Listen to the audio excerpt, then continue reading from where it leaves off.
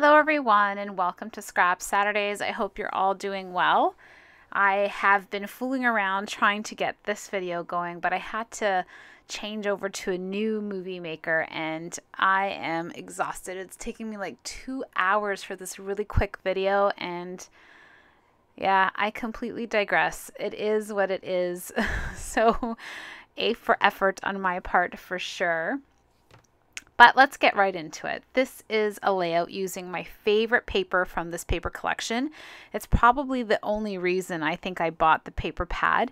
I do find that this paper is a little bit more difficult to use with because it's so dark. Like not dark like scary Halloween, but it's a bit darker than what I'm used to.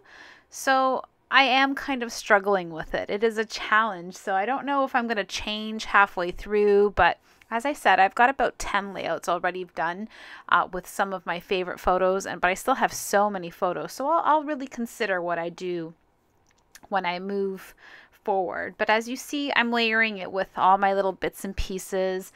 I'm still doing exactly what I always do because some of it has to be, as I said before, just very, very familiar.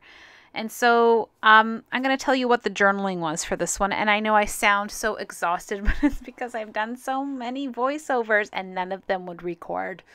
So frustrated. But anyhow, my journaling for this one says, when you're in complete banana heaven, oh my goodness, of course you got Gabriella to take these fantastic photographs of you. Just love them and the absolutely delicious banana pancakes you made with them for us so kindly every day. Thank you, my love. And so this type of layout for me was so much fun to do, and it was so easy to do for us because it's so easy to come about with it. It basically, the paper just translates to itself, right? It's just right there. And so the memories that I'm capturing are these fun, fantastic photos that my husband takes of himself, like completely on his own, which is so great to me because when we get home from vacation is when I actually see that he's taken these photos. And so I kind of laugh because this is totally his style. Like he's just this kind of guy. He's a banana guy. And he's very true to himself. He just really appreciates that. He appreciates the fact that, you know, this is how he eats and he doesn't really variate or deviate, I should say, from that. And so in this little place that we stayed, my grandparents' old home back in Madeira, there is a banana plantation. And so there's thousands of bananas. And we were there for a little bit over 3 weeks. And so the recycling of picking bananas as you see them, they kind of ripen in the sun once you cut them. And we thought there would be no way we would run out of bananas, but we did because it's such a very loving, maturing process. It's not like here where, you know, you go to the grocery store and there's always bananas. So there's a little bit to that you kind of learn when you're away on vacation. These bananas are tiny, small, they taste amazing. They make bananas from here taste like paper. So it's, you know, we were spoiled, and he's one of those guys that loves to cook breakfast for everyone, and the banana pancakes that he made, everybody gravitated to and just loved and enjoyed them. And so basically, I'm just doing my normal hodgepodge, stick everything down. I put a doily in there just for good measure. One of those little journaling envelopes that I've made before. I still have to go back and make a few more, to be honest. And I love it. Like, it's literally done now. It's just like the tiny little pieces that I'm just going to stick onto. And basically, I really want to make sure that we understand that our partners in our lives do play such a big role. You know, even if they do small things, they make a big part of what we are, right? And sometimes we get carried away with everyday life and whatnot, but truly Alan is one of those partners that just steps up to the plate for me every single time, and he's beyond supportive. And so while we were away, there was 13 of us in that household, and every single day without fail, he just, you know, manned up and went to the kitchen and started going. And I really, really appreciate him for that. It's probably one of the most beautiful memories I do have, is just daily knowing that he was there for us and that he just took charge and didn't think, you know, oh, again, I'm going to be doing this, you know, every morning for this entire family.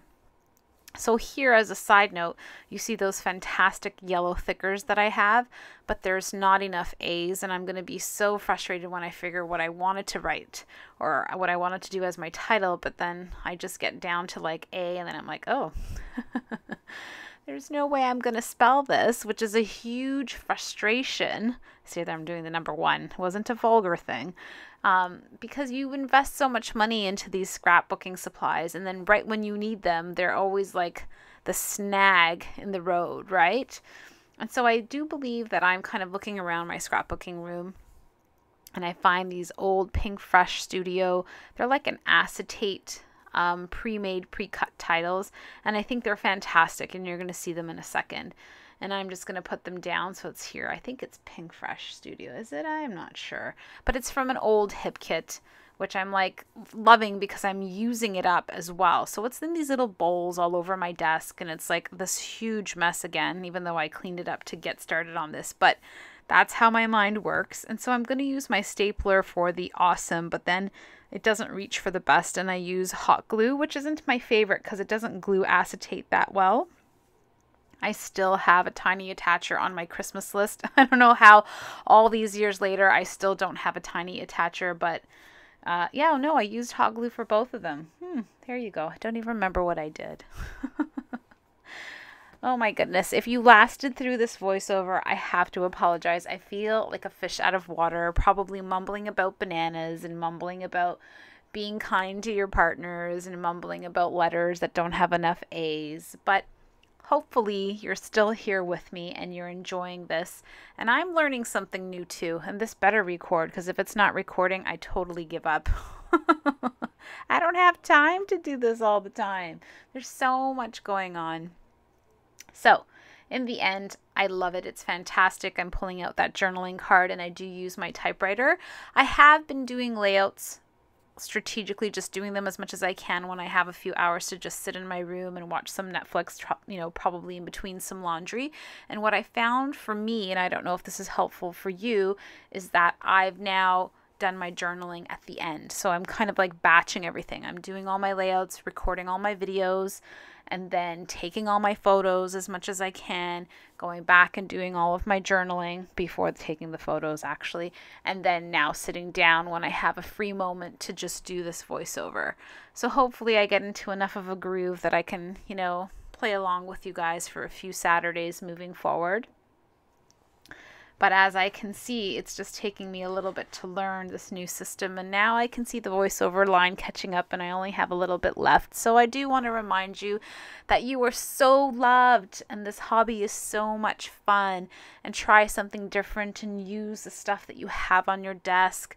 Use your dies and cut out fancy leaves with papers. Look how pretty it looks. Don't be afraid to mix and match old and new and a little bit of whatever it is that's familiar to you.